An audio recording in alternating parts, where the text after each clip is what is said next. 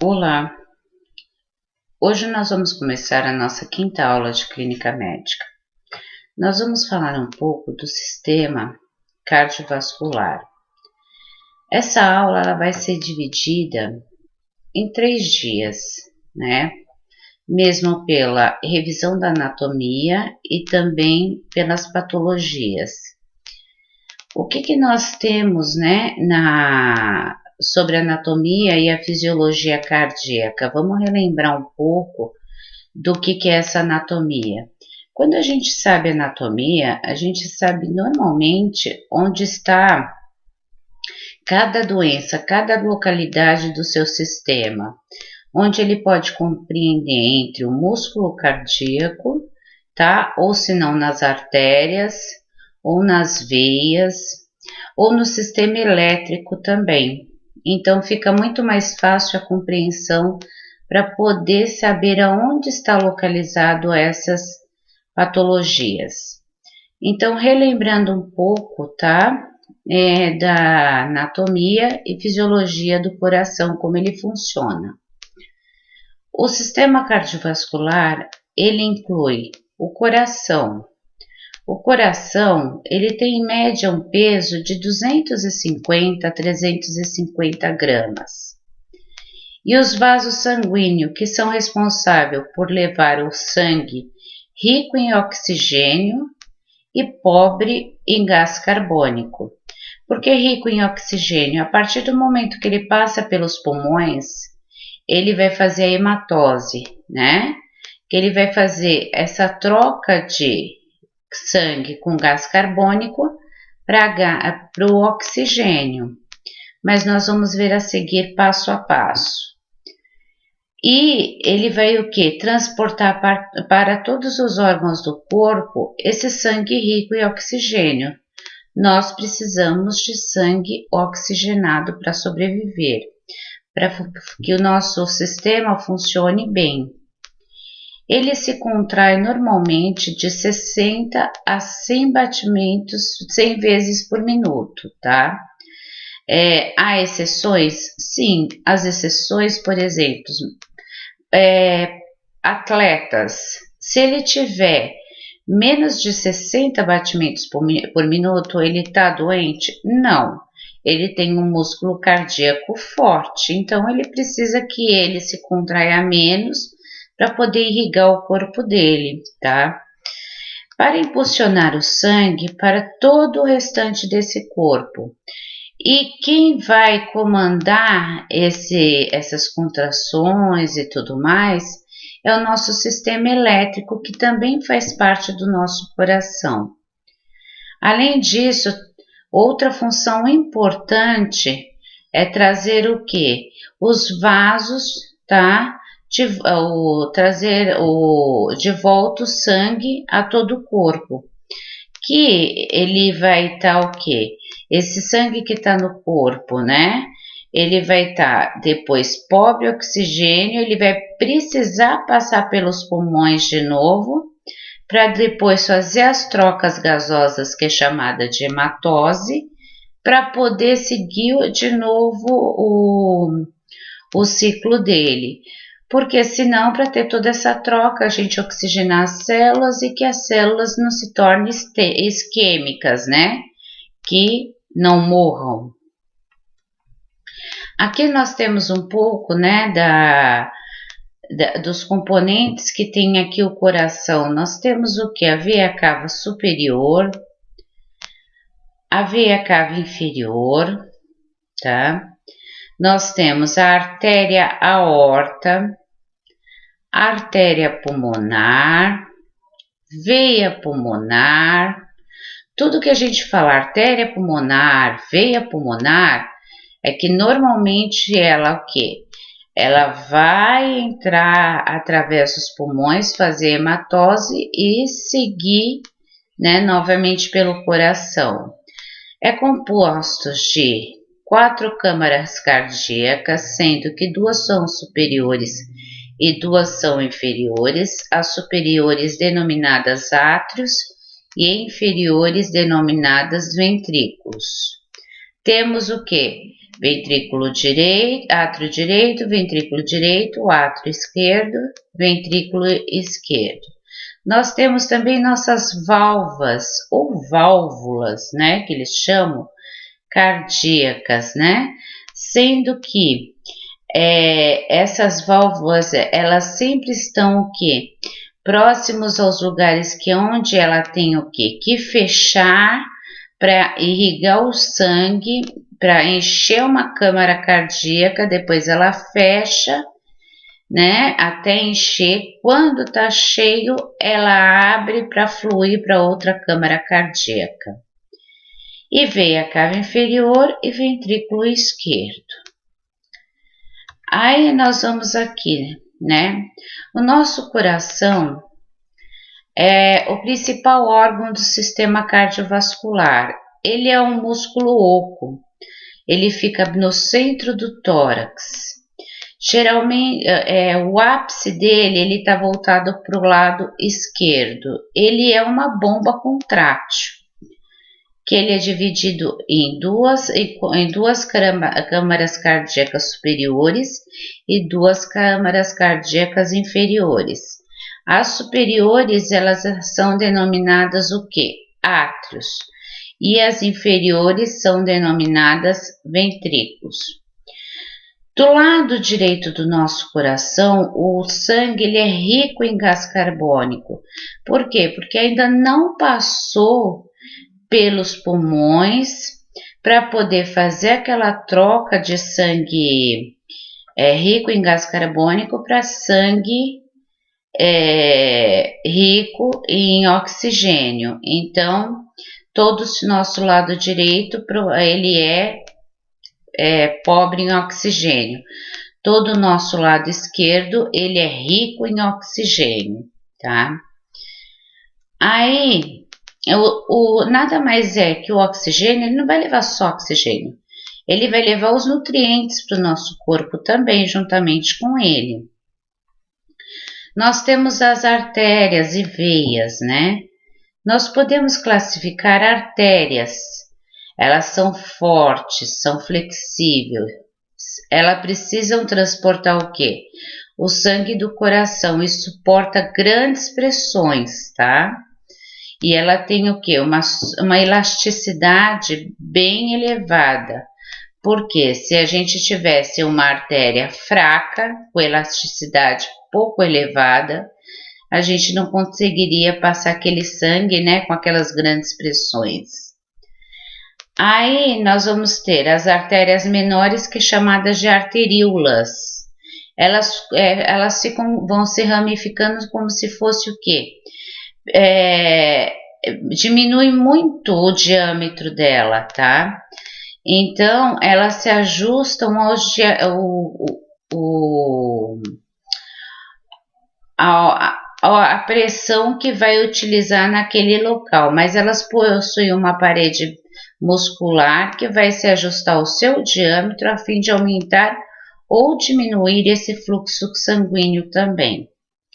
E os capilares, eles já são o quê? As paredes extremamente finas, tá? Que atuam como ponte entre as artérias, né? Que eles vão permitir que o oxigênio e os nutrientes passam do sangue para os tecidos. E os resíduos metabólicos também passem dos tecidos para o sangue. Esses capilares, eles são como se fosse o quê? Eles são bem finos, bem fininhos mesmo. E as veias transportam o sangue que volta para o coração. Geralmente, não estão sujeitas a grandes pressões e não precisando ser tão flexíveis assim, porque ela não carrega um sangue que precisa de uma grande pressão, então ela pode ser moderadamente. Aqui nós vamos ver uma imagem de novo, né, de um coração para a gente entender um pouco essa circulação. O coração, ele é composto, né, da grande circulação e da pequena circulação. Quando a gente fala em pequena circulação, é quando ele está o quê? limitado aqui o coração, né? E quando ele sai através da aorta para irrigar o nosso organismo, todos os nossos órgãos, tecidos, ele vai se denominar grande circulação. Nós temos o quê? Primeiro a veia cava superior e veia cava inferior. Essas duas veias, tá? Apesar de serem grandes, elas vão pegar todo o sangue do nosso organismo, tá? Que ele está pobre em oxigênio e rico em gás carbônico, e elas vão transportar primeiramente aqui para o nosso átrio direito. Nesse átrio direito aqui, quando ele ejetar todo o sangue, ele estiver completamente cheio, tá? Aí, essa válvula, que é chamada válvula tricúspide, tá? Essa válvula tricúspide, normalmente, por artrites, reumatoides, tudo pode ser destruída. Há a possibilidade de colocar esses folhetos, que elas são compostas de folhetos, são trocadas cirurgicamente. Então, vai ejetar o sangue, vai completar o sangue e depois ela vai se abrir e encaminhar aqui, ó, pro ventrículo direito. Terminando aqui no ventrículo direito, tá? Ela vai, essa câmara cardíaca desse ventrículo direito vai se encher de sangue também, tá? Então, o que acontece? Quando estiver cheio, a válvula do tronco pulmonar, ela vai se abrir e vai ejetar todo o sangue aqui, ainda ele está rico em CO2. Vai se ejetar todo aqui para a artéria pulmonar, tá bom? Então, o que acontece? Enquanto ele não passar pelos pulmões, ele fica sempre rico em gás carbônico. Aí, terminando esse caminho, esse percurso aqui, né? Ele vai passar lá pelos meus pulmões.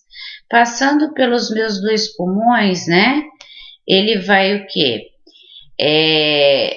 Entrar lá nos pulmões, fazer a hematose, tirar aquele sangue rico, filtrar ele, tirar aquele gás carbônico e vai já ter um sangue já rico em oxigênio, que ele já está pronto para ir para o nosso organismo para poder irrigar o quê?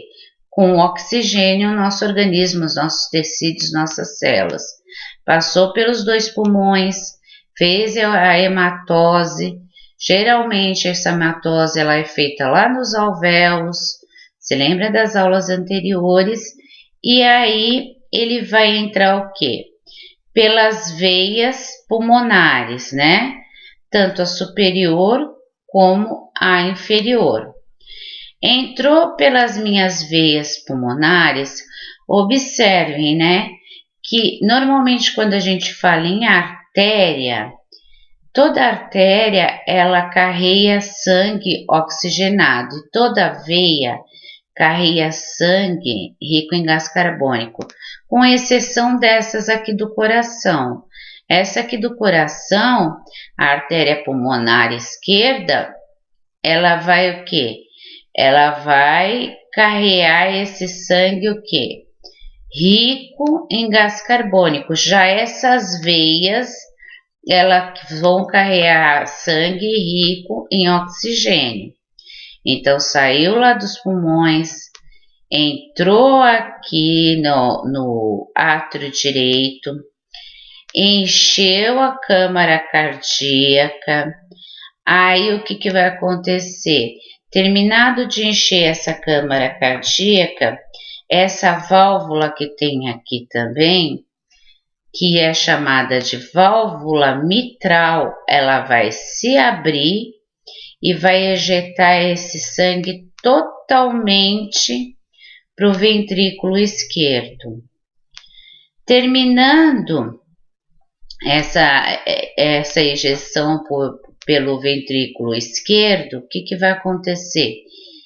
Ela vai se fechar e a válvula aórtica ela vai compreender que ela vai ter que abrir para esse sangue se irrigar o quê? Totalmente pela aorta. Então, toda essa parte desse sangue aqui, ele já está oxigenado.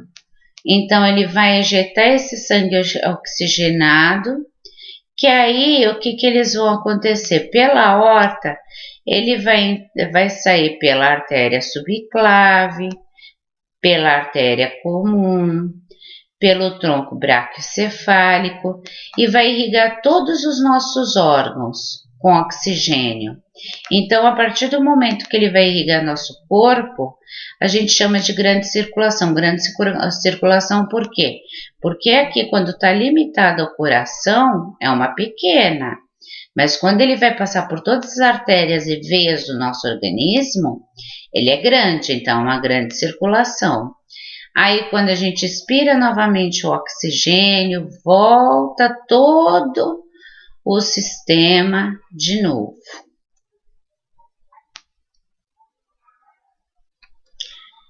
Aí, nós temos o que, né? O que eu quis descrever aqui para vocês, né?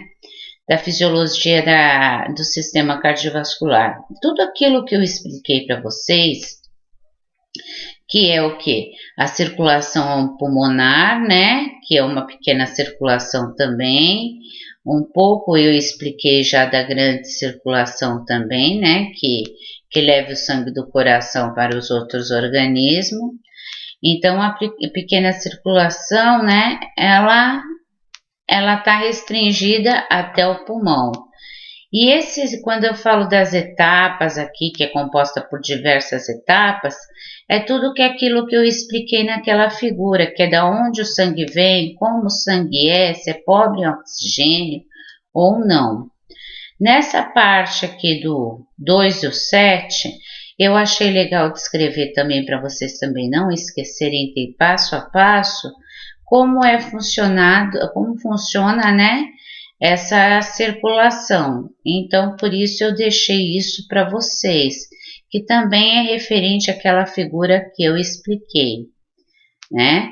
E aqui é o que a gente mostra, né, nessa animação, que o sangue, depois que ele está totalmente filtrado, rico em oxigênio, olha aqui, ó, as hemácias carregando todo o oxigênio bonitinho, ele vai pegar e vai irrigar todos os órgãos nossos com oxigênio e vai nutrir eles, né?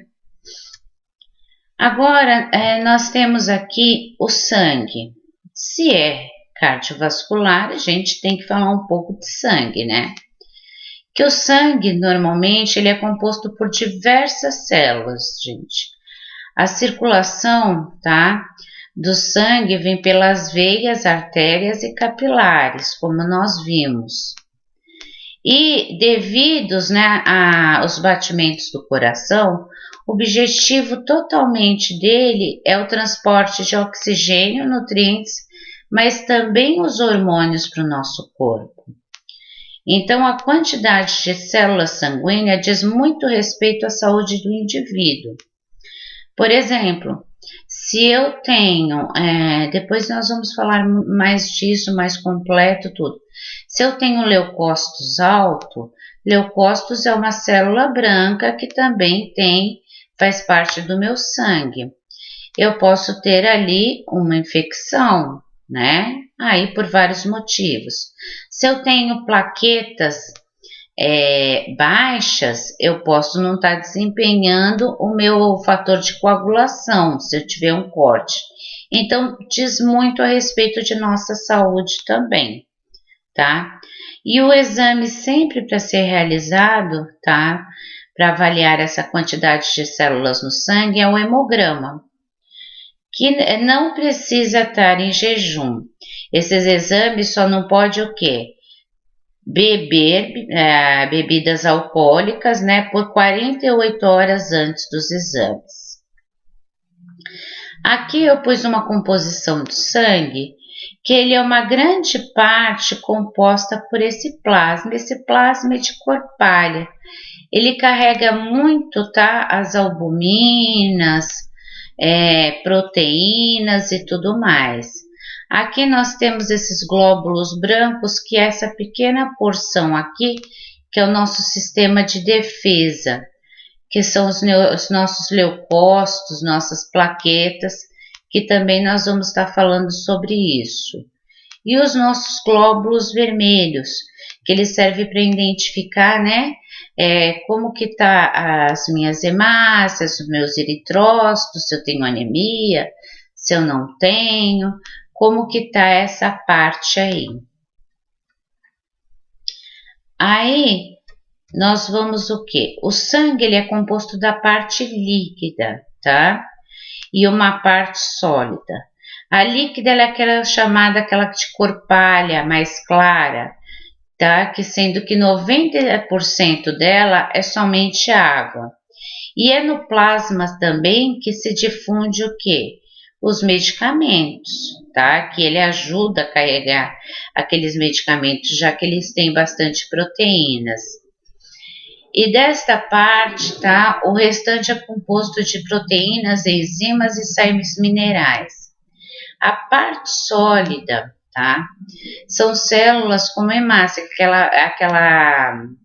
aquela parte vermelha. E os leucócitos e as plaquetas é que desempenham o quê? O papel fundamental. Os leucócitos nas nossas defesas do nosso organismo, aí nós temos eles divididos em vários tipos, para combater vários tipos de doenças, como virais, fúngicas, bacterianas, né, parasitárias. E nós temos o que? As plaquetas, que ele serve como sistema de coagulação. Além daquela anatomia, fisiologia de como funciona o coração, nós temos também lá no coração o sistema elétrico. Ele não é uma bomba pulsátil. Então, ele vai o quê? Pulsar através o quê? Ele existe nele, chamado lá nó sinoatrial. Ele fica localizado no nosso átrio direito, tá? Então, esse nó sinoatrial, o que vai acontecer? Ele vai mandar os estímulos, é um marca-passo, na realidade, natural nosso. Nós temos os marca-passos exógenos, que quando esse nó sinoatrial não funciona, que tem aí, a pessoa tem as bradicardias, batimentos abaixo, não consegue resolver por medicamentos, aí vai entrar com marca-passo cardíaco aqui, que ele é um dispositivo, né, que é instalado aqui no átrio, que ele vai o quê? Ser coordenado, né, pelo médico quantos batimentos cardíacos essa pessoa vai ter. Nós temos os provisórios e os definitivos também. Depende da patologia e de como está isso. Então, esse nó sinoatrial, ele vai o quê? Dar uns impulsos elétricos, que ele fica localizado bem aqui, ó. Bem entre o átrio quase e o ventrículo, tá? Então, ele vai emitir esses impulsos elétricos, que ele vai caminhar pelo esse feixe de His, tá? Esse feixe de His, normalmente, ele vai ter a condução dele e vai chegar nas fibras de Purkinje. Essas fibras de Purkinje, normalmente, é que faz os estímulos elétricos que faz com que contraia. Porque lá na anatomia a gente não viu que quando um enche, né, a câmara cardíaca do átrio, depois A válvula abre e depois ejeta o sangue? Se a válvula abre e ejeta o sangue, ele tem que se contrair para poder encher a outra câmara cardíaca. Então, é isso daqui que vai fazer com que são as sístoles e as diástoles que eles falam, né? Que são as contrações e que são as dilatações. Aí passa-se pelas fibras de Purkinje e vai irrigar essas contrações, vai fazer com que esse sangue seja impulsionado de um lado para o outro, tá? Aí, o coração é um órgão também ativado por estímulos elétricos, como que a gente falou, bate mais ou menos 100 mil vezes por dia. Isso aí a gente está falando do indivíduo que, normal, durante toda a nossa vida.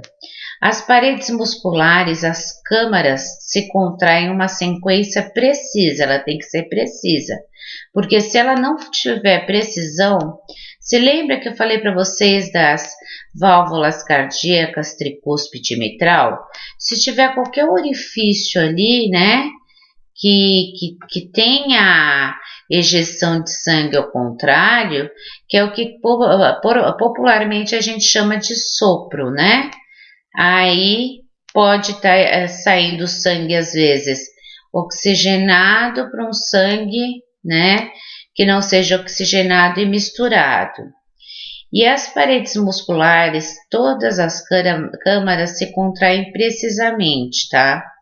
Impulsionando um volume máximo de sangue para menor gasto de energia possível. E essas descargas elétricas lá naquele nódulo, tá? Que se origina o nosso marcapasso natural do coração, chamado sinusal ou sinoatrial, que sempre se localiza-se ali no átrio direito. Geralmente a frequência é de 50 a 100 batimentos por minuto. Isso eu falei de um indivíduo normal, tá? O que eles julgam ainda que seja de 60 a 100. 50 eles estão falando aí, né, de um indivíduo em repouso. Se a gente anda, faz exercícios, lógico que essas frequências aumentam.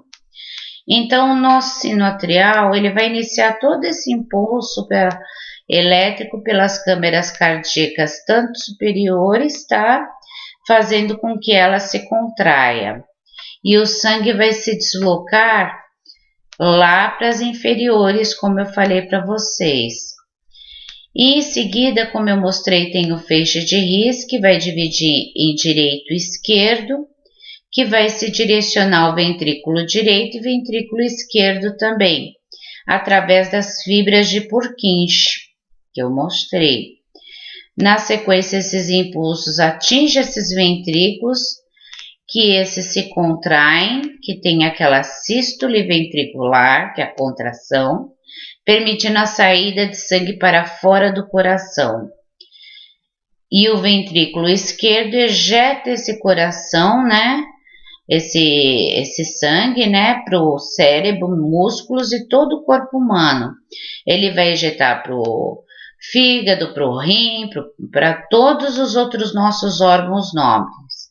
Então, o ritmo cardíaco ditado como marcapasso natural, tá, fica no nosso sinusal, que fica lá no nosso átrio direito. Relembrando um pouco da anatomia e fisiologia cardíaca, nós vamos agora ter o quê? As patologias cardíacas mais frequentes. Agora dá para entender aonde que elas atuam. Essas artérias que ficam em volta dos vasos do coração aqui, elas chamadas de coronarianas. Essas artérias, elas vão ajudar também a irrigar esse músculo cardíaco, tá? Então, quando a gente fala em infarto agudo no miocárdio ou IAM, depende muito. Às vezes a gente fala assim, a pessoa teve infarto fulminante. Infarto fulminante quer dizer, ele pegou uma grande extensão desse músculo e toda vez que ele infarta, principalmente se for devido a um bloqueio por um êmbolo de sangue, uma obstrução, ou se for uma placa, né, de arteroma que se deslocou, o que vai acontecer? Dependendo da extensão desse músculo, ele vai ser fulminante. Ele não dá tempo nem de fazer nenhum tratamento. Mas se ele pegar alguma pequena área aqui, vai ter o que? A possibilidade de fazer as pontes, né? As pontes safenas que o povo fala, né? Mamária, né? E várias pontes que tem aqui. O que é? Nada mais a ponte que a retirada daquele pedaço daquela artéria que obstruiu, se não conseguir desobstruir ela, nem por um cateterismo ou conseguir por medicações, ela vai ter que ir para a cirurgia, então vai tirar aquele pedaço daquela artéria, vai substituir por outra, né, e vai por a safena ou mamária e vai seguir o ciclo da vida. Pode ter outros infartos? Pode, se não se cuidar, pode. O infarto agudo do miocárdio, IAM, também é conhecido como infarto ou ataque cardíaco. Nós falamos IAM e vocês vão ver lá na prescrição médica que ele não vai ficar escrevendo infarto agudo do miocárdio, ele vai escrever IAM, tá? Corresponde à interrupção da passagem de sangue para o coração nas artérias coronarianas, como nós vimos lá, toda aquela artéria no músculo cardíaco. O que acontece? Se o sangue ele não leva oxigênio e nutrientes, se tem um bloqueio ali daquelas artérias, o que vai acontecer? Ele dali para frente ele não vai conseguir levar o quê? Mais sangue, nem oxigênio e nem nutrientes. E a gente sabe que todas as células que têm falta de oxigênio, ela tem uma isquemia tecidual. Essa isquemia é a necrose, é a morte tecidual dessas células. As causas mais comuns, tá? É a arteriosclerose, que é o acúmulo de gordura em forma de placas dentro desses vasos sanguíneos. E também a trombose coronariana, quando vai lá, a gente vai lesionando nossa parede da artéria lá e vai fumando, bebida alcoólica, muita gordura, vida sedentária, e vai colabando aquele sangue, né, aquelas placas de sangue, através das artérias, aí desloca daquele local, vai parar numa artéria coronariana e tem um infarto agudo do miocárdio também. E pode também acontecer o quê? Por choques hipovolêmicos ou perda de líquidos, né? Ou perda de sangue também, através de grandes hemorragias. As dislipidemias são o quê? São as gorduras, que é o colesterol e o triglicérides aumentado. Obesidade, tabagismo, hipertensão também. Aí, nós temos aqui um pouco falando o quê? Dos famosos colesteróis, da famosa gordura, né? Nós temos aqui o LDL e o HDL. O LDL, ele é chamado de colesterol ruim, que tem uma proteína baixa, que ela faz carregar as principais partículas do colesterol e do fígado. O que vai acontecer LDL, né?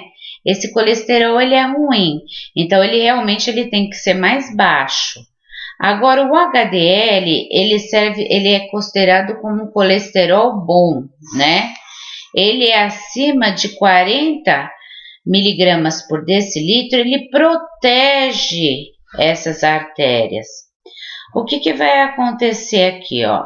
Vocês estão vendo aqui nessa ilustração que o colesterol bom, o HDL, ó, se ele tiver bem em pequena quantidade, ele não tem a condição de levar essa quantidade de LDL, né, de volta para o fígado, porque ele está em desvantagem aqui, né? Então vai acumulando o colesterol ruim, o LDL lá nas paredes das artérias, e o pobre coitado do HDL aqui fica só a ver navios, não consegue exercer o papel dele.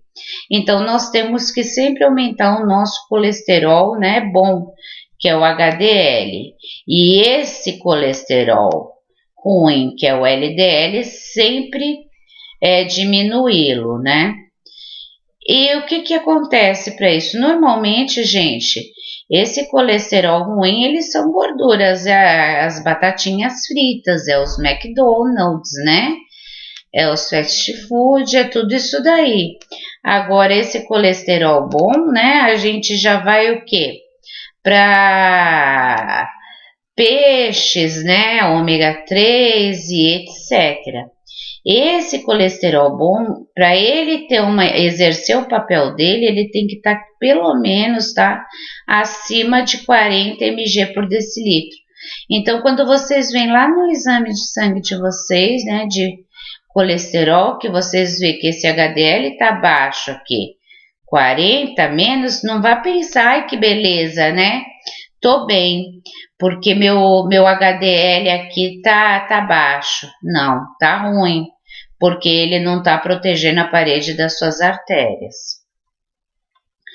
O diagnóstico pelo IAM, feito pelo cardiologista, né, através de exames laboratoriais que a gente falou, né, que seria colesterol, triglicérides, os hemogramas e tudo mais, glicemias, já que também, né, além da hipertensão, diabetes também é um fator de risco para o infarto agudo do miocárdio, eles fazem um eletrocardiograma. Quando a pessoa infarta também, nós temos 3 enzimas, que são os marcadores, tá, do IAM. O CKMB, ele é uma proteína que ele vai se encontrar no músculo cardíaco, cuja concentração aumenta no sangue em 4 a 8 horas após o infarto. Quer dizer, ela tá bem bonitinha lá, padrões normais. Infartou, ela começa a aumentar de 4 a 8 horas. E após o infarto, ela volta o normal dela, né, os níveis normal, de 48 a 72 horas. Temos a mioglobina, né, né, de músculo ali do miocárdio, globina, que é a célula sanguínea.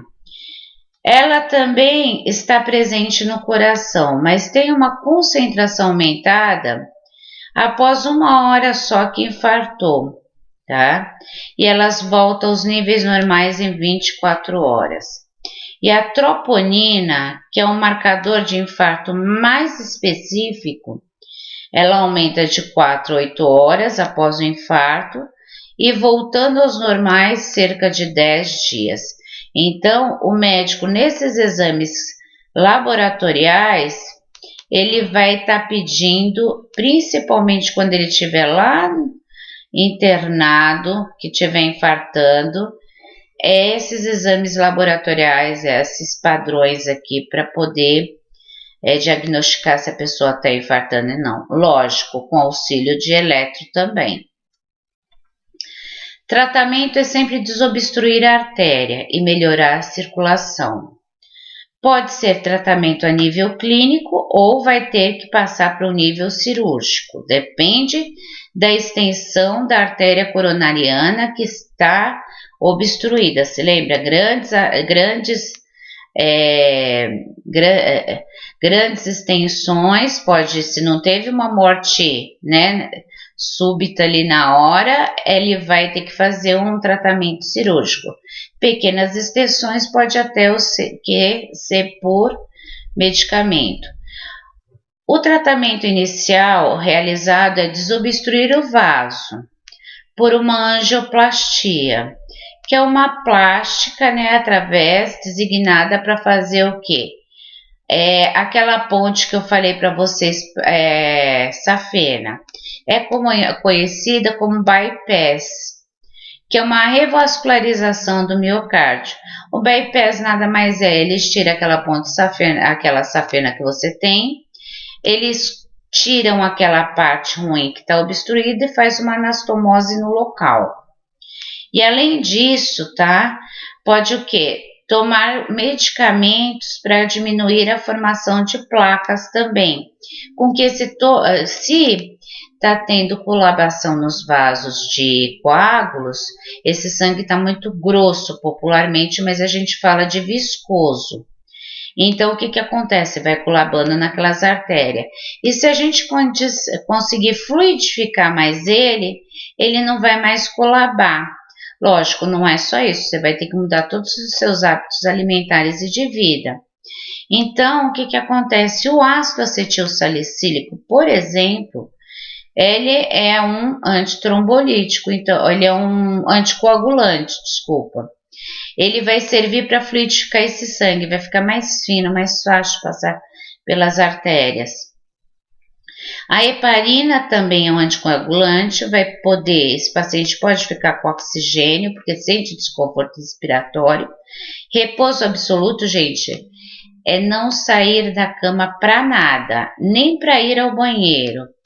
Sentiu vontade de urinar e evacuar, na comadre se estiver consciente, senão na fralda. E analgésicos para estar melhorando essa dor. Os sinais e sintomas do infarto, ele caracteriza-se primeiro, tá? De uma forma de aperto no coração e geralmente localizado do lado esquerdo. Pode estar associado ou não com algum outros sintomas, como a lipotímia, que é a perda brusca da consciência, o síncope ou desmaio, que a gente fala, tontura, náuseas, vômito, suor frio e viscoso, uma palidez, né, bem acentuada, a pessoa fica pálida, sensação de peso ou queimação no estômago, de aperto, né, como se estivesse estrangulando ali a parte da garganta, dor na axila ou no braço esquerdo, falta de ar e já que não está oxigenando muito, a cianose, que é a coloração azulada nos leitos ungueais da boca e tudo mais. Assistência. Sempre o que? O infartado pode desenvolver complicações gravíssimas nas primeiras 24 horas. Então, precisa sempre estar alerta, né? Ele vai ter que estar com uma assistência rigorosa, com repouso no leito por 72 horas. Gente, geralmente uma pessoa que infarta, tá? Provavelmente ela não vai logo para uma clínica médica, ela vai para uma UTI. Então, isso daqui é para vocês terem uma compreensão de o que é o IAM, a doença. Eles não vão ficar com vocês na clínica médica. Quando eles melhorar lá na UTI, aí sim eles vêm para vocês.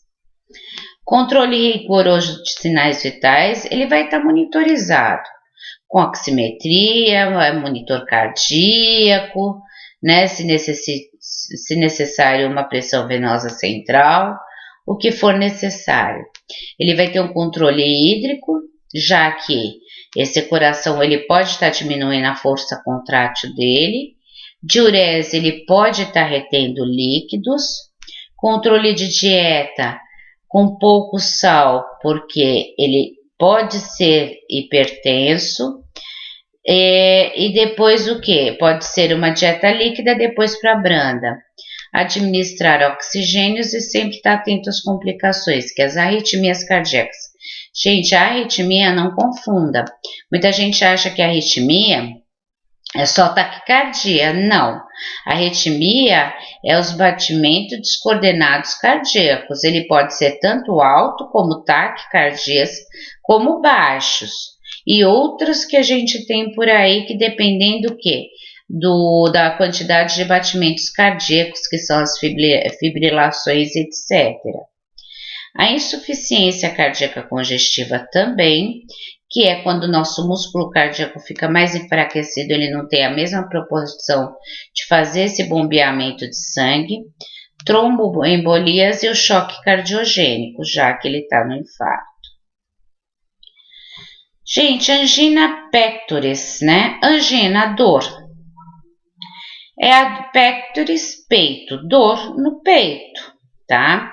Aí nós vamos ter, elas são caracterizadas em duas anginas, a instável e a estável, tá? Então, quando a gente fala que em angina, essa sensação de peso, de dor, aperto nesse peito, ele é causado por uma isquemia. Uma isquemia é o quê? Tá aquele fluxo sanguíneo tá difícil de passar porque já está obstruindo uma artéria ou já obstruiu por completo, tá? Então não leva oxigênio, né? Ele não consegue levar esse sangue pelas artérias que leva o oxigênio até o coração. Então, como eu falei da angina estável, essa dor pode ser o quê? Transitória. Surge quando a pessoa faz algum esforço, ela precisa estar fazendo algum esforço, sofrer algum nervoso, estresse, por exemplo, tá? E geralmente acontece numa pessoa o quê? Que tem algum tipo de arteriosclerose, aquelas artérias que eu falei já diminuídas por conta da gordura, né? E pode piorar e levar até mesmo ao infarto. Já a instável, tá? É uma situação mais grave, porque eu não preciso fazer nada. Posso estar paradinha, quietinha, não sofrer nervoso nenhum, estresse nenhum, mas, tá? Ela também, por causa de uma obstrução maior, a oxigenação não vai oxigenar o nosso músculo cardíaco. Então, ela pode se deslocar essa placa, tá, de arteriosclerose e pode provocar o sintoma mais intenso, porque ela desloca, mas como ela não encontrou nenhum, às vezes ela é pequena, mas ela conseguiu passar pelos vasos, aí ela causa aquela dor no peito. As causas geralmente são as isquemias cardíacas, que as isquemias é o que? A morte celular e a necrose celular. Por que a gente chama primeiro de isquemia? Isquemia é que falta oxigênio. Tudo que falta oxigênio de tecido não é irrigado com oxigênio, mais tarde ela vai morrer aquela célula. Aí a gente vem falar que é uma necrose, tá? Chamada de arteriosclerose, que são formadas ao longo da vida e principalmente com pessoas com hipertenso, colesterol elevado e diabetes compensada. Lógico, fumo, sedentarismo, etilismo e várias outras coisas mais. Sinais e sintomas. A angina estável é uma sensação de aperto ou queimação no peito. Ela dura mais ou menos de 5 a 10 minutos. Pode irradiar para o ombro, braço ou pescoço. E são o que? Desencadeado aqueles momentos o que? De grande emoção, né? O esforço físico. E para dilatar essas artérias, a gente toma-se o que? Dá o Isordil. Essa pessoa sempre vai ter que estar com esse Isordil. Isordil, ele é um vasodilatador. Então, ele vai fazer com que essas artérias aumentem o calibre deles para não tenha, né, tanto risco para ter esse infarto. Já a instável, essa queimação, essa dor no peito, ela pode durar mais de 20 minutos. E também pode ser irradiada para o braço, para o pescoço, né, para o ombro. Só que ela vai causar enjoo, suor, frio pegajoso, a dispneia, que é a falta de ar, e ela também, essa pessoa normalmente ela já está numa predisposição a infarto, então tem que correr para o pronto-socorro com ela. Tratamento, gente. Angina estável é feito com repouso, orientação com médico, uso de medicamentos vasodilatadores, como o Isordil, porque se você tem uma artéria contraída, você dilata ela, o que acontece? O sangue consegue passar com maior facilidade, então vai irrigar mais o coração, para melhorar esse fluxo sanguíneo nas artérias. Medicação como também de hipertensão, se essa pessoa for hipertenso. Anticoagulantes também, principalmente se ela colher um coagulograma tiver muito viscoso, muito alterado. medicamentos para controles, né, de gorduras, como colesterol, atorvastatina e os triglicerídeos cipride. Mas isso é um exemplo, existe vários no mercado. E o tratamento vai constituir de uma revascularização do miocárdio, que é aqueles que eu falei, né? Vai fazer as pontes safenas, as mamárias, etc. E a complicação maior, que eu falei que se for de grande extensão ou infarto, é a morte súbita.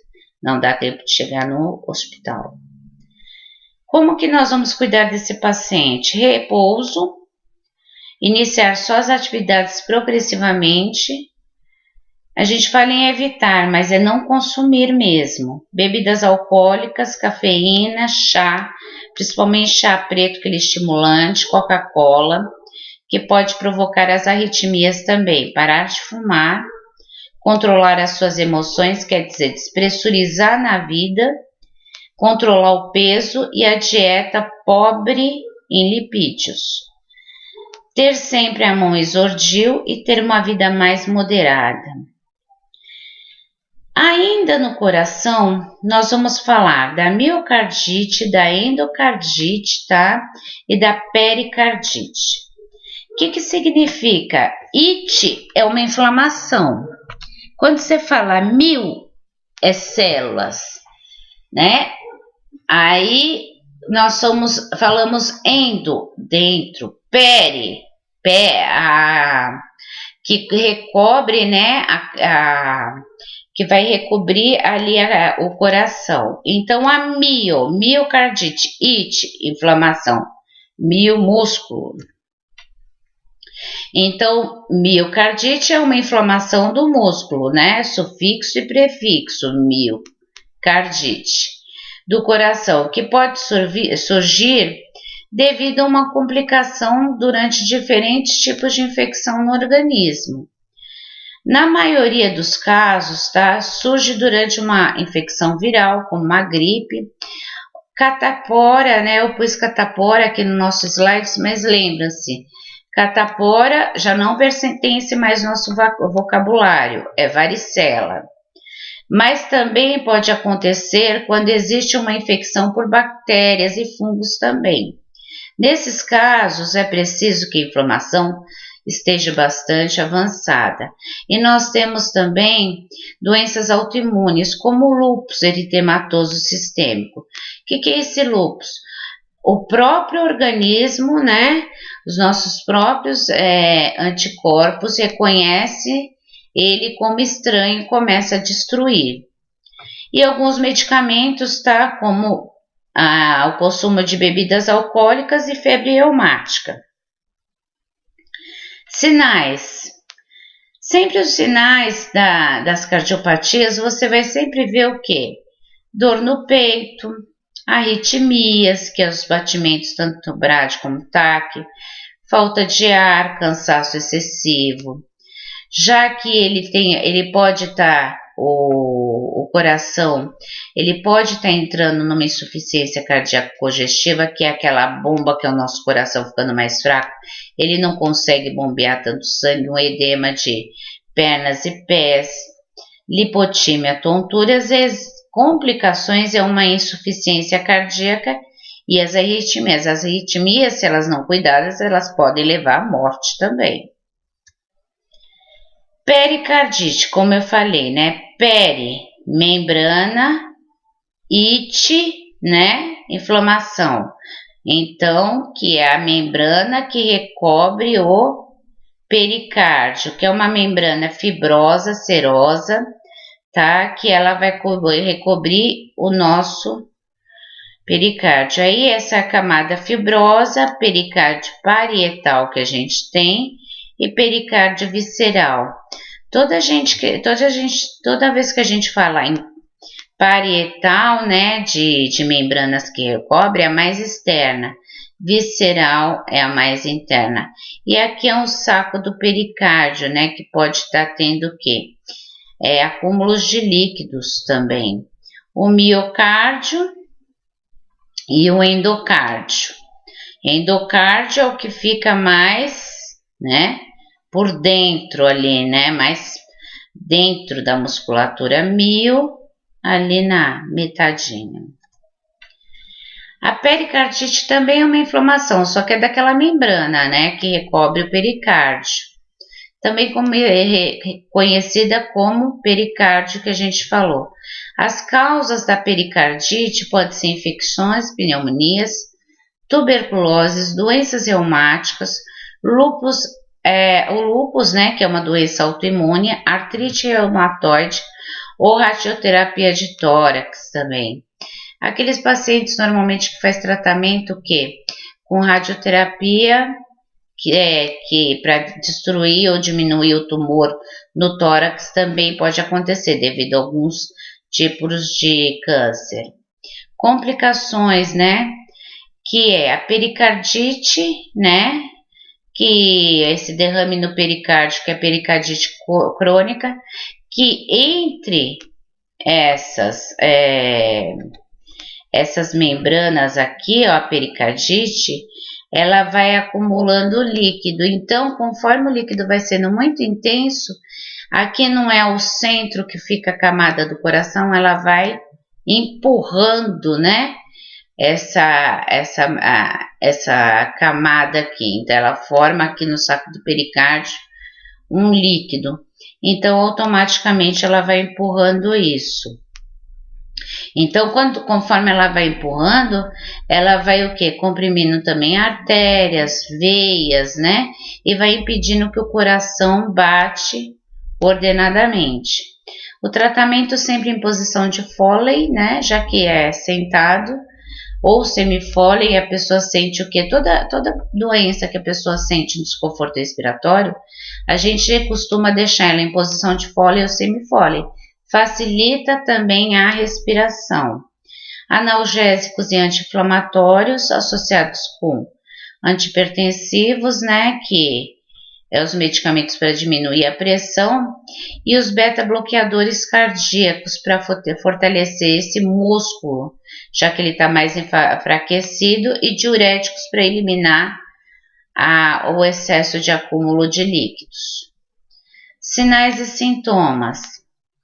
É uma dor intensa, precordial, que piora quando se tosse, quando a pessoa fica deitada ou respira fundo. Ela irradia para todo o lado esquerdo do pescoço e do ombro. Ela sente muita dispneia, já que tem um líquido comprimindo ali a parte, né, do músculo. Dispneias, taquicardias, hipertermias entre 37 a 38, fica muito cansada, aos mínimos esforços, só de se mexer na cama ela já fica cansada. Uma tosse bem persistente e edema de membros inferiores. Nós vamos falar um pouco ICC, insuficiência cardíaca congestiva. O que vem a ser essa ICC? Nós temos o nosso coração, que é uma bomba contrátil, que ela vai fazer a sístole e a diástole através do nosso ponto sinoatrial, que vai mandar os estímulos elétricos. Porém, esse coração, devido a algumas patologias, por exemplo, uma doença de Chagas, ele vai fazer com que esse coração aumente de tamanho, que se afetar o músculo cardíaco, cause uma cardiomegalia, que é o aumento desse músculo, e ele perde aquele poder de ter aquela força para bater, porque já que é o músculo que tem que ter força para bombear o sangue. Então, na insuficiência cardíaca congestiva, ele perde aquela força contrátil de bater. Então, normalmente, tá? Ele pode o quê? Causar acúmulo de sangue nas cavidades cardíacas, porque se ele não tem essa força total, concorda que ele não vai conseguir esvaziar essas câmaras cardíacas todas, tá? Porque ele não tem mais. E se ele também não tem essa força, esse sangue não vai ficar retido lá com líquidos lá nos pulmões, que pode dar um edema pulmonar também. e nas veias que traz o sangue aos órgãos. Então, esse evento, tá, dessa insuficiência cardíaca congestiva, nada mais que o músculo cardíaco, ele perde a capacidade dele, a força de bombear o sangue para o corpo. Então, ele vai ter retenção de água, de sódio, hipertensão, um edema generalizado, que é o corpo inteiro, não é só membros inferiores, é o corpo inteiro, que é a nasarca. Ele vai reter muitos líquidos, porque ele não tem mais essa bomba para poder mandar esse sangue junto com esses líquidos. E também nos pulmões vai causar o quê? Por se ficar retendo líquido lá dentro, vai ter um edema pulmonar, que não confunda, tá, com derrame pleural. Derrame pleural é líquido entre as pleuras. O edema pulmonar, ele é lá dentro do pulmão, principalmente na parte dos alvéolos. Causas: pressão alta, o infarto, arritmia, hemorragias e a cardiomegalia. Uma das questões da cardiomegalia pode ser a doença chagásica, né, pelo Trypanosoma cruzi, que com o decorrer do tempo esse coração ele vai aumentando e perdendo a sua propriedade de contratibilidade. O edema agudo de pulmão, que é a maior complicação, que é grave, ascite, embolia pulmonar e derrame pulmonar. A embolia seria o deslocamento de um coágulo de uma placa, e o derrame, né, pleural, você sabe que é entre essas pleuras, que pode estar localizado entre as pleuras parietal e visceral lá do pulmão, que pode estar o líquido, né, o sangue, a água, né. Sinais e sintomas: cansaço progressivo, já que o coração ele não bate adequadamente, não manda oxigênio.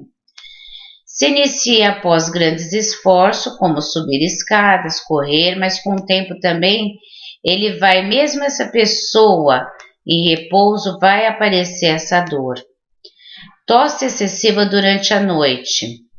Do edema nos membros inferiores, fora nasarca também. Dispneia aos esforços ou em repouso. No início aos esforços, depois em repouso. Taquicardias. Palidez, que é o tom esbranquiçado da pele e do tegumento devido à insuficiência de circulação. Já que ele não está mais funcionando corretamente esse coração, ele vai ter uma nasarca, o edema generalizado. Ninguém consegue sentir fome com todo esse problema, vai ter uma anorexia e uma distensão abdominal, porque já que ele está perdendo muitos líquidos, ele perde junto proteína, que pode ter essa distensão. Como que a gente vai cuidar? Ele vai ficar com repouso no leito, posição em Foley no leito, controlar sinais vitais, hídrico, controle de peso em jejum. Por que peso em jejum, gente? Não adianta nada você pesar ele, depois ele toma café, água, um monte de coisa, lógico que vai dar alterado, né? Então tem que ser em jejum. Sinais vitais a gente vai sempre estar em atento, como a respiração, a frequência cardíaca e a hipertensão. O controle de pressão venosa central também, que na realidade essa pressão venosa central nós temos a nível que é manual ou, né, é feita por aparelhos também. A dieta deve ser leve e com pouco sal. Oxigenação com catéter de O2, máscara se for preciso. Banho no leito, mudanças frequentes de decúbito. Medicações como os digitálicos, a gente não viu que os digitálicos eles servem. Aumenta a força do coração e diminui a frequência cardíaca. Porque se eu tô com o meu músculo cardíaco fraco, o meu organismo vai entender que ele precisa bater mais rápido para tentar suprir aquele sangue. Só que não adianta ele bater mais rápido, porque o meu músculo está fraco. Então, o que acontece com os digitálicos? Aumenta aquela força do coração e, ao mesmo tempo, diminui as arritmias, que é as taquiarritmias. diurético para eliminar aquele líquido, observar os sinais de cianose, dispneia, né, e intoxicação digitálica também, porque o digitálico entre o terapêutico e a tóxica, eles estão bem próximos, tá? Cianose é porque realmente esse paciente está faltando oxigenação. Na pressão venosa central que eu falei para vocês, nós temos o quê? Tanto na parte que a gente faz parte, que é uma parte manual, e uma parte que é por transsudados, que são por transdutores, né? Que é feita todo no monitor, no monitor bonitinho, que aparece tudo bonitinho pra gente. Então, o PVC, a função dele, né? É o quê? De medir a função cardíaca e o volume intravascular de líquidos. E ele também, frequentemente, ele é utilizado mais em terapias na UTI. A pressão venosa central, ele tem uma interação, tá? Entre volumes intravascular, que está dentro dos vasos, com a função do ventrículo direito, se esse ventrículo está funcionando ou não.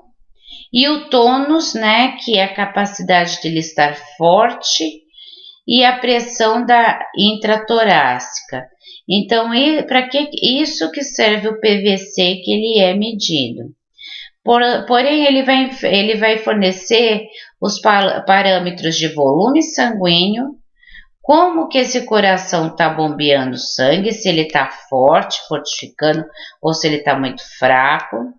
E ele sempre é obtido o quê? Tem que ser instalado no catéter venoso central, posicionado dentro da veia cava superior, tá? Próximo ao átrio direito. Aqui nós vamos ver um exemplo, né? Esse daqui é um PVC que ele é feito por transdutor de pressão e monitor de multiparâmetros. Quer dizer, esse daqui, ele além de verificar o PVC, ele vai verificar ali a frequência cardíaca, a pressão arterial, vai verificar a oxigenação, então ele verifica tudo. Já esse daqui, né, ele já é um PVC de coluna de água, quer dizer, ele é manual, é a gente que instala. Ele já vem com essa régua que a gente instala aqui. Esse paciente, ele está deitado em decúbito dorsal. A gente, através de uma régua, né, a gente com um medidor que a gente coloca em nível 0 aqui da cama, a gente coloca o quê? Para poder fazer a medida dessa coluna de água, e depois abre-se o soro, né? Aqui, geralmente, é onde eu falei, né? Na subclávia direita aqui, né?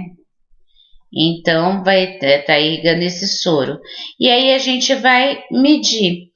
Conforme vai dando aqui essa coluna de água, como tem um equipo de soro aqui, ele vai parando aqui, né? Em 6 a 10 centímetros de água. Água por quê? Porque é uma coluna de água que é enchida por soro, que é aqui, tá? E aqui os valores de referência de 3 a 6 milímetros por Hg, porque ele é eletrônico. Falei para vocês que os digitálicos, ele requer uma dose, né, terapêutica ou dose tóxica muito pequena entre eles, tá? Os cuidados e as complicações com esse medicamento, né, ele serve para aumentar a força do coração, produzindo uma sístole mais efetiva, quer dizer, contrai mais efetivamente, mas ele vai diminuir a frequência cardíaca. Por quê? Porque essa frequência cardíaca em pacientes que têm um coração mais, né, vamos dizer popularmente, mais fraco, ele vai entender que ele tem que bater mais rápido para poder suprir os órgãos, mas não vai suprir, porque a bomba dele está enfraquecida. Então, ele vai diminuir essa frequência para esse paciente não vir a ter ataque a arritmias. Inconscientemente dessa diminuição desse volume, vai ter o quê? É o volume cardíaco, pressão venosa e volume sanguíneo. Auxilia também no aumento da diurese e na redução do edema. Quer dizer, esses digitálicos ele vai fazer o quê? Que lá a aldosterona, que é um hormônio, né? Ele vai melhorar que a pessoa vai eliminar esses líquidos. Então, ele vai ter o quê? Eliminar esses líquidos através da diurese, mas automaticamente quando a gente urina, a gente não elimina só água.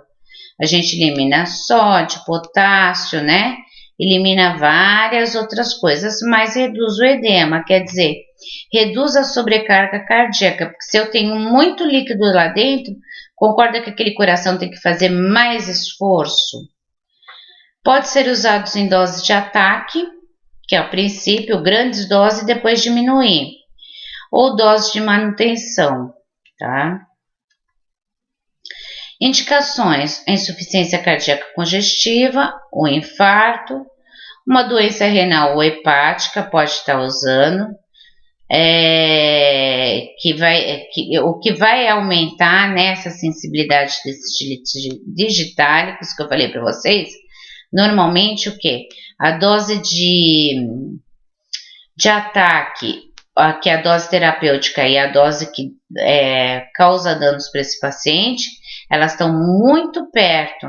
Então, os fatores que aumentam essas sensibilidades aos digitálicos, que pode aumentar, né, a dosagem dele para uma tóxica, o EAM, renal e hepática. Renal porque o rim filtra, né, o rim excreta, e hepática ele vai filtrar. Os diuréticos pode acontecer também. Anorexia, geralmente a pessoa não está se alimentando bem, está com falta de proteínas. Senilidade, pessoas mais senil. E doença pulmonar. As indicações para todos esses digitálicos pode ser na insuficiência cardíaca, no pré-operatório das cirurgias cardíacas. Se lembra que ele tem um efeito de diminuir a frequência cardíaca, aumenta a contração, mas diminui a frequência. Na fibrilação são batimentos bem intensos, e as taquicardias, que os dois são taquicardias, só que a gente identifica fibrilação e taquicardia pelos batimentos cardíacos por minuto. Essa fibrilação ela é muito mais alta que os batimentos. O coração ele não chega mais a enviar sangue nenhum para o organismo na fibrilação. Aí o tratamento dele não vai ser nem só com digitálicos, tá? Pode ser também com uma cardioversão, para cardioverter esses batimentos. A insuficiência da intoxicação digitálica é alta, tá? E também a taxa de mortalidade também é alta por essa afecção. As margens são muito estreitas, como eu falei, como a terapêutica e a tóxica. Sinais e sintomas da intoxicação digitálica: anorexia, náuseas e vômitos, diarreias, alterações comportamentais como apatia e confusão mental, cefaleia. Julgamos-se oligúria, é a redução do volume urinário para o valor abaixo de 400 ml em 24 horas. Bradicardia, diminuição da frequência cardíaca abaixo de 50 batimentos por minuto. Inclusive, gente, um dos cuidados de enfermagem antes de administrar digitálicos é verificar a pulsação. Se esse paciente tiver com menos de 50 batimentos por minuto, não administrar o medicamento, comunicar ao enfermeiro e ao médico, tá? Cuidados de enfermagem na administração dos digitálicos: controle de pulso antes de administrar, que se ele tiver menos do que 50, eu não vou administrar, né? Frequência geralmente abaixo de 60 não vou administrar. E se eu administrar, eu tenho que ver 15 minutos depois para ver como que tá esses batimentos também. Então, antes e depois. Frequência abaixo de 60, não administre. Estar atento aos sinais de intoxicação, observar contrações ventriculares duplas, né? Que é o que? Aqueles batimentos que são duplos, né? São um em cima do outro. E suspendendo o digitálico, comunicar o que é o médico. Se não administrar, tem que comunicar o enfermeiro e o médico. Nós temos aqui, devido às inúmeras doenças cardiovasculares, nós podemos desenvolver esse edema agudo de pulmão. Se lembra que eu falei para vocês não confundirem derrame pleural com edema agudo de pulmão? Derrame pleural acomete a pleura que reveste aqui, né, o pulmão. Já o edema de pulmão, ele é dentro do pulmão. Ele fica localizado, né, nesses alvéolos aqui, ó, que faz a troca de oxigênio. Então, o que que acontece? Aumenta a drenagem linfática. Esses líquidos, né, que vai ficar dentro aqui dos espaços alveolares, que não deveria ter, porque aqui a gente faz a troca gasosa, então vai o quê? Essa membrana aqui dos espaços, ele vai diminuindo a pressão osmótica, que aqui nessa membrana aqui, nós temos o quê? Uma pressão osmótica que, quando ela está ok, devido à albumina, tudo, ela segura os líquidos dentro dos vasos aqui. Só que quando ela está prejudicada, perceba-se, né, que às vezes as células ficam bem mais distantes, então esse líquido vai para dentro dos espaços alveolares. E aqui dá uma sensação de afogamento, né? Por quê? Porque ele não consegue respirar, fazer a troca gasosa. Aqui é um alvéolo com edema pulmonar e um alvéolo normal. Ele tem que estar sequinho assim, porque ele tem que estar preenchido de ar. Quando ele está preenchido de água, já não pode. O edema pulmonar, também conhecido como edema agudo de pulmão, edema pulmonar ou popularmente água no pulmão, que o pessoal fala. É uma situação de emergência, ele acumula líquido dentro dos alvéolos, como eu falei para vocês, e impede essa troca de gases, né, que é gás carbônico com oxigênio.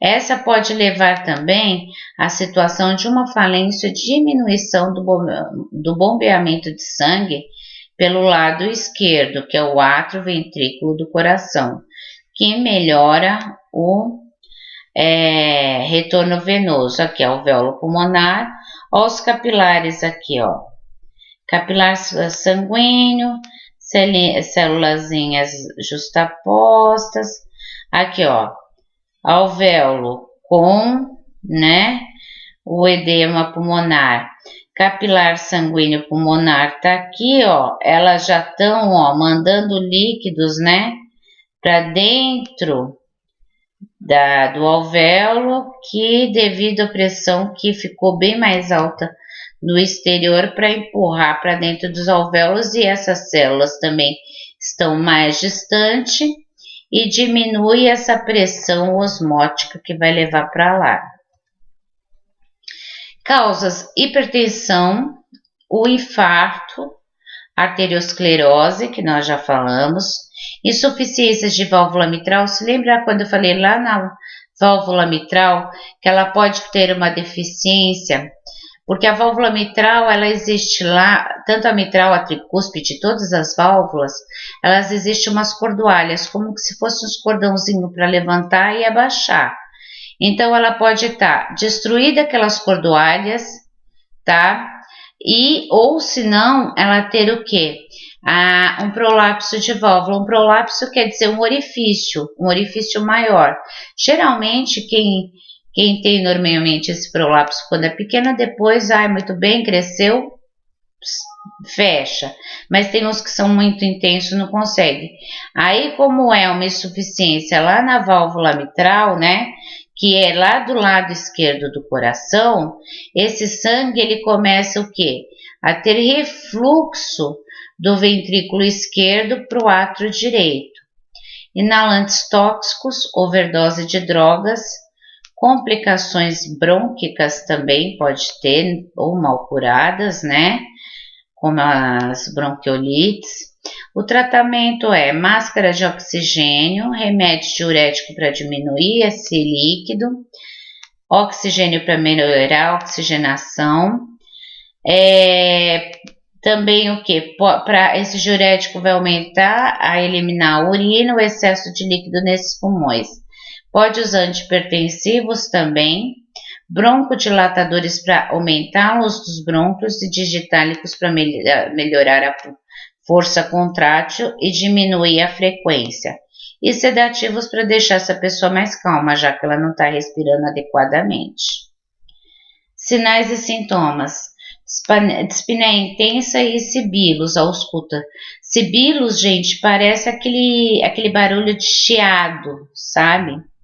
Cianose e coloração dos eitos unguiais e dos lábios, da mucosa. Ansiedade crescente porque não consegue respirar.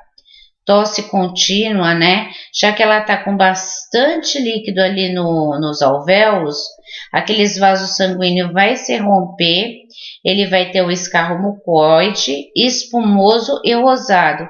Rosado devido ao que? A mistura do sangue que saiu dos capilares junto com o escarro mucoide, a água. Vai começar a ter uma sudorese fria, o pulso começa bem fino, bem rápido, fino aquele pulso bem quase inaudível, mas ele bate rapidinho porque ele tenta fazer a compensação. Confusão mental e coma, porque não consegue mandar oxigênio, taquicardias, dor no peito e palidez. Aí nós vamos ter o quê? Assistência, como cuidar desse paciente? Esse paciente tem que estar em folha e semi-sentado, para ele ter uma melhor respiração. Se ele ficar deitado, ele comprime os pulmões e não consegue respirar bem. Cabeças e ombros levantados, pé e pernas pendentes a fim de reduzir o retorno venoso e descongestionar os pulmões, tá? Porque se ele ficar com ele elevado, vai o quê? Voltar todo aquele retorno venoso com aquela água lá pro coração e os pulmões, então ele não pode estar com os pés elevados. Oxigênio por catéter nasal, melhorar a oxigenação do sangue, já que as trocas são difíceis, não está fazendo essas trocas. Proceder às medicações prescritas, tranquilizar o paciente, ansiedade, controle de PA, de oximetria, né? E muitas vezes também de PVC. E a complicação maior disso daí é o óbito. Hipertensão arterial, tá? É considerada quando o paciente apresenta pelo menos 2 medições nos valores iguais de 140 por 90, ou 140 milímetros por Hg, que é a diastólica, que é mais alta, e 90, que é a pressão mínima, que é a sistólica. O que acontece na pressão arterial, gente? Normalmente as pressões arteriais sedentarismo, tabagismo, diabetes, predisposição familiar, também excesso de sódio, colesterol alto. Então, imagine isso só, eu tenho o quê? Um vaso sanguíneo que ele é bem mais estreito. Então, o sangue ele vai ter que passar por aquele vaso com maior dificuldade. Então, vai aumentar essa pressão. Se eu tiver um vaso sanguíneo mais largo, essa pressão passa com mais facilidade. Então, a hipertensão nada mais é que a vasoconstrição dos vasos sanguíneos. Então, fica mais difícil de passar o sangue e passa com maior pressão. Então, ela é controlada normalmente pelo sistema simpático e pela nossa glândula suprarrenal, através da liberação dos hormônios, que interferem nos nossos calibres também dos vasos, e também viscosidade do sangue, se fuma fica mais viscoso, concentração de sódio e água. A gente sabe que o paciente que é hipertenso, ele tem que diminuir o sódio dele, o sal. Se ele come muito mais sal, ele vai ter um aumento de pressão. Aqui os calibres dos vasos que eu tinha falado para vocês, ó, vasoconstrição versus vasodilatação. Então aqui, ó, essa é um calibre em repouso, normal. Vasoconstrito, olha como ele diminui a luz dele para passar o sangue. E olha o vaso dilatado aqui, ó, passa que é uma beleza, né? Não tem dificuldade nenhuma. Então, toda vez que tem um vaso diminuído, a pressão para passar nesse orifício é maior porque o orifício é menor. Já a pressão é menor aqui porque o orifício é maior. Então, quando a gente fala em vasoconstrição, tá? O tônus vascular, tônus, né, na realidade, é a capacidade, né, dele ter o quê? Dele poder ficar mais forte ou mais fraco. E determinado pela competição de diferentes agentes vasodilatadores ou vasoconstritores. Ó, aqui a gente já vê, ó, um vaso sanguíneo dilatado e um vaso sanguíneo vasoconstringido. Então, olha aqui, ó, as moléculas de sangue passam mais juntinha, apertada ali, com uma pressão maior. Aqui ela se expande e passa de boa. Causas: obesidade, estresse, alimentação, né? Ricas em açúcar, gorduras, lipídios, excesso de sal, sedentarismo, diabetes, doenças cardíacas e renais. O diagnóstico, gente, é medição sucessivas da pressão arterial. Uma anamnese também, né, para saber como que está esse paciente, exames laboratoriais.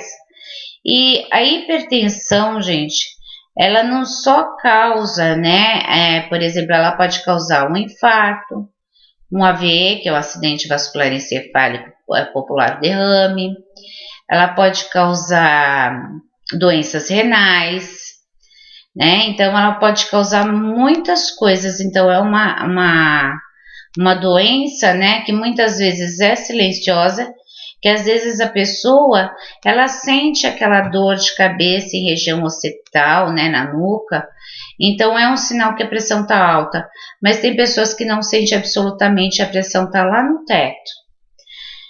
Exames de fundo de olho, porque vai afetar a visão também, principalmente pacientes hipertensos pode ter glaucoma, ou pode também perder, né, a capacidade de enxergar e eletrocardiograma. Sinais e sintomas, você fala na região occipital, quando eu falei quando são sintomáticos. Assintomáticos às vezes não sente. Lipotímia, perda de brusca de consciência e síncome, desmaio, sudorese, irritabilidade, edema, nictúria, emissão de urina durante a noite, tá? Que é mais acentuada, ela urina mais à noite do que durante o dia. Por isso, se essa pessoa também tomar o quê? Os diuréticos, evite de dar diuréticos à noite para o paciente. Dê diuréticos pela manhã, porque senão ele vai passar a noite inteira acordado, indo ao banheiro urinar. Ele já tem uma predisposição à nictúria. Náuseas e vômitos, distúrbios visuais como visão dupla, que é a diplopia, e acufeno, que é zumbido ou tinido no ouvido. O tratamento diurético para eliminar água e sódio. Só que alguns diuréticos também, gente, eles fazem hidroclorotiazida desses diuréticos mais de eleição. Mas se eles prescreverem, né, a furosemida, que é o Lasix, ele é um esfoliante de potássio. Aí a gente tem que fazer o quê? O médico vai pedir controle de potássio para esse paciente, porque ele tendo problema de esfoliação de potássio, pode também dar um ataque à arritmia. Antihipertensivos para reduzir a pressão, vasodilatadores para aumentar o calibre das artérias, sedativos e tranquilizantes para tranquilizar esse paciente. E as complicações, como eu falei, é um AVE, insuficiência cardíaca congestiva, problemas renais, lesões vasculares e lesão de retina, já que a retina também, pelo aumento da pressão arterial, lá atrás da retina ela é muito irrigada por vasos sanguíneos, então elas podem se romper esses vasos e causar uma hemorragia. Cuidados de enfermagem, identificar a causa, dieta hipossódica e, para alguns casos, até assódica, quer dizer, ausência de sal. Manter ou reduzir o peso, né, dos pacientes a níveis normais. Evitar toda bebida estimulante, né, como café, né, chá preto, essas coisas. Evitar fumos, alimentos gordurosos, hidratos de carbono, né, que é as gorduras, os carboidratos. Carboidratos, eles se transformam no sangue como açúcar, então pode dar diabetes também. E estresse. Sedentarismo, equilíbrio entre trabalho, repouso e lazer. Proceder às medicações prescritas e controlar muito bem essa pressão arterial. Gente, esse daqui é sempre que eu falo para vocês, né? O meu vídeo de apoio, que significa que aqueles vídeos que eu fico garimpando ali, que eu acho muito interessante para vocês como são feitos. Muitas coisas que nem cirurgia bypass coronariana. Gente, não é auxiliar, não é enfermeiro que vai fazer.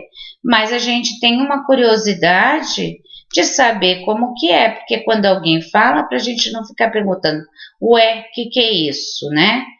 Então, assim, esses vídeos contêm anatomia e fisiologia do sistema circulatório, doação de sangue e seus requisitos, estímulos elétricos do coração, como eu expliquei aí para reforçar também, como realizar um eletrocardiograma. Já o eletro, né?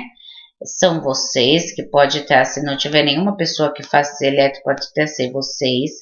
Cirurgias de bypass coronariana, revascularização do miocárdio, angiografia coronariana, que é um catéter bem fininho que passa, né, através de medicamentos pneumocóccicos para poder visualizar.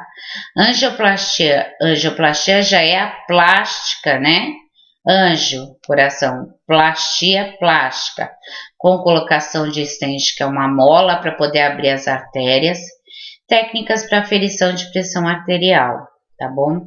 Aqui vocês vão encontrar aqui no final atividades para ser realizadas no fórum.